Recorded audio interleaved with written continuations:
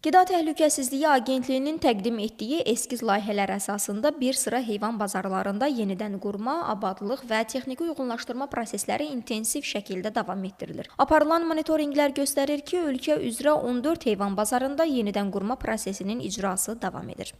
Belə ki, Ağcabədi, Bərdə, Beyləqan, Biləsuvar, Göyçay, Göygöl, İmişli, Salyan və Şamaxı rayonlarında yerləşən heyvan bazarlarında işlər Qida Təhlükəsizliyi Agentliyinin kollegiyasının 50 nömrəli qərarı ilə təsdiq olunmuş heyvan bazarlarına dair baytarlıq, sanitariya norma və qaydalarına uyğun olaraq mərhələli şəkildə irəliləyir. Abşeron, Masallı, Qazax, Xaçmaz, Zaqatala rayonlarında yerləşən heyvan bazarlarında isə rekonstruksiya işlərinə yeni başlanılıb və qısa müddətdə intensiv şəkildə icra olunması nəzərdə tutulur.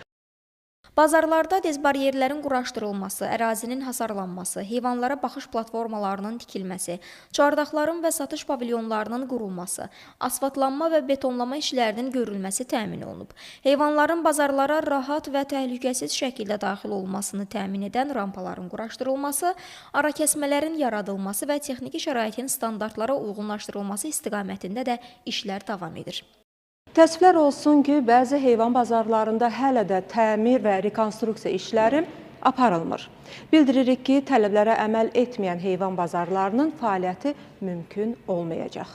Qeyd edək ki, heyvan bazarlarının fəaliyyəti 25 oktyabr tarixindən etibarən müvəqqəti olaraq məhdudlaşdırılıb.